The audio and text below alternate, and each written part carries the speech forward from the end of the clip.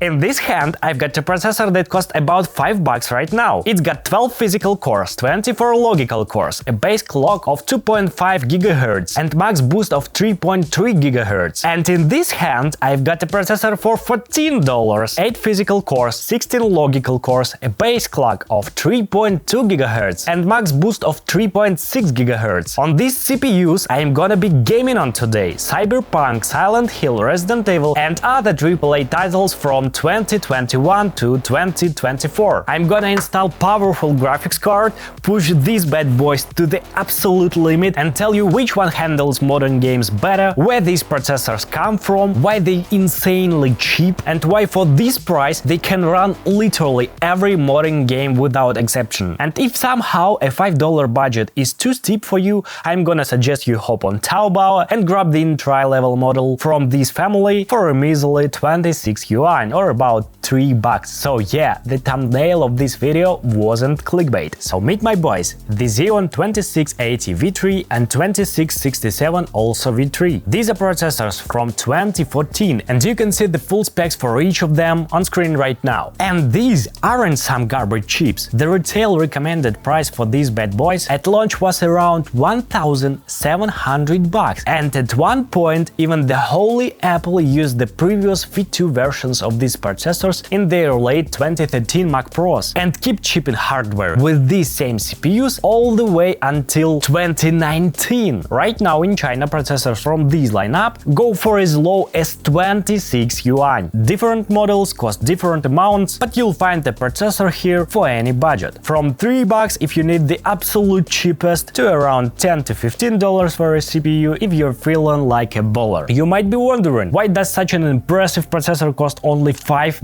That's literally a cup of coffee. Well, the thing is, it's already 11 years old. It's not even a grandpa anymore. It's great-grandpa in the world of processors. This is a server CPU and these were used in data centers all over the planet. But time marched on and once they reached end of life, the processors were decommissioned to make room for newer versions. And the old ones ended up on the secondary market. So many of them got decommissioned and home gamers tend to look at modern processors with higher per-core frequencies, hence the price, because there is a ton of these processors out there. They're pretty old, plus they're used and people aren't buying them super actively. But is it a problem that this processor worked in data center before you bought it? Absolutely not. A data center processor isn't like a graphics card in the hands of some teenager crypto miner. First off, these CPUs are designed for constant workload and engineered to run for years in data centers. Second, I've built quite a few computers based on Xeon processors like this. I literally have 3 computers at home right now running Xeons from this series, so when it comes to the reliability of these chips, I'm giving you my personal guarantee. As long as you don't do any crazy stuff for these guys, nothing gonna happen to them. Let me quickly run through the system I built. You might see in my previous video, so I'll keep the hardware rundown super brief, and if you wanna know more about all the components, check out my last video. So we've got an Amendment X99 motherboard with an LGA 2011-3 socket on a C612 chipset with DDR4 memory, 2 sticks of 16GB server ECC DDR4 RAM maxing out at 2133 MHz. This board has 4 memory slots, but don't forget it's actually a C612 chipset, not real X99. It's literally Chinese naming marketing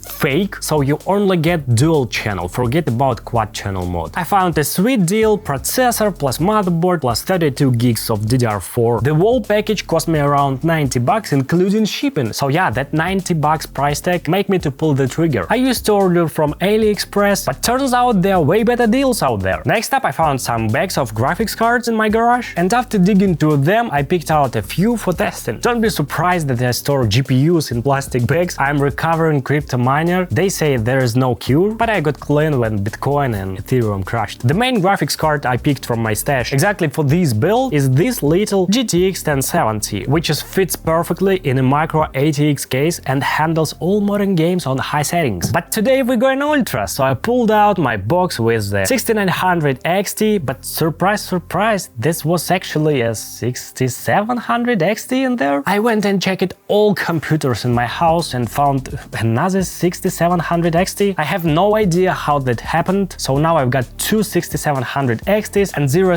6900 XTs. No clue where I put it, but buying a top tier GPU for this video is out of my budget for now, so I will use 6700 XT. It will handle all modern games, I'm sure. But not every graphics card fits in this tiny case, so I have to pull the motherboard out and test right on the desk. So let's test the 2680 and 2667 and find out what the better, more cores or high frequency, and is it worth paying almost $10 extra? This is crucial stuff, I'm sure. We're not giving those extra $10 to the Chinese, but actually thanks Chinese for selling that at all. First up, we're running Cinebench R24 for single core and multi-core tests. The 2680 scored 522 points in multi-core, beating the Apple M1. The 2667 got 419 points, losing to both M1 and fresh i7 1280p. Now for single core, 2680 scored 38 points, 2667 got 42 points. Obviously the 2667 has a higher base clock, but the test results show that the extra $10 isn't worth it. But let's see what other testing games have to say. Check out these Geekbench 6 results. 2680 scored 857 points single core and 6054 multi-core score. 2667 scored 979 points single core and 5821 multi-core. So we're looking at almost 100 points difference in single core performance, but about 200 points difference in multi-core in favor of 2680. But what about real games? I'm cranking everything to the absolute ultra settings possible, starting with Cyberpunk 2077, game from 2020. Ultra graphics settings, ray tracing set to override, absolute maximum. On these settings, the 2680 V3 pushed out about 20-22 FPS. Obviously we're GPU bottlenecked here, so I drop it ray tracing from override to ultra, and boom, totally playable 45 FPS in 2020 game. The processor heats up around 80 degrees Celsius. On the same graphics settings, the 2667 shows pretty much the same FPS value, no difference I could notice. Next up, Far Cry 6, game from 2021, everything on ultra and all the anti-aliasing and image enhancer features are enabled. There is no a single setting that could go higher, everything maxed out. With the 2680, the game tries to hit 60 FPS but average around 50, especially during firefights. Lowest I saw was 45 FPS. All CPU cores are loaded pretty evenly, processor doesn't overheat and stays around 70 degrees. The 2667 shows more stable 60 FPS, also with drops to 50, and its temp doesn't go above 50 degrees. But here is the thing, I'm using a different cooling system. The 2680 tests use the tower cooler from different socket with less heat dissipation area. So as you can see, the second CPU is running way cooler. But the 2680 still has plenty of thermal headroom and the cores aren't dropping their clock speeds, so there is no throttling happening and the impact on FPS is basically nothing. The tests are still totally legit, just keep in mind where the temp difference is coming from. It's different cooling setups. Moving on to Silent Hill 2 Remake 2024 game. Epic quality settings, all anti-aliasing, motion blur and enhancers enabled. The 2680 shows average 45 FPS. Processor doesn't go above 60 degrees, the game is pretty dark overall, lots of corridors, not much action that could challenge our processor. The 2667 shows 40 FPS average, with some drops when moving between locations. About the same performance, the new cooling system probably helped here too, since the processor runs about 10 degrees cooler on average, but still I like the gaming experience on the 2680 better. Next game, Resident Evil 4 Remake 2022 game. You can see my graphics settings on the screen, but honestly the game looks better with these settings. I enjoyed it more on the GTX 1070 with high settings and most enhancers turn it off, but we're testing performance here, so almost everything on ultra. The game runs around 70 FPS, pretty pleasant to play, no stuttering noticed. Processor heats up to 70 degrees. For some reason I lost the footage with the 2667 test in this game and I don't wanna tear down the PC again, so finally I'll show you one more test I only did on the 2680 Call of Duty MW3.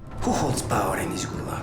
2023 release, the highest possible graphics settings were getting around 90 to 100 FPS. Game runs stable and battery smooth. Processor heats up to 80 degrees with the old cooling system. I only noticed one hiccup where the 2680 didn't load the scene fast enough and I saw this mess on screen.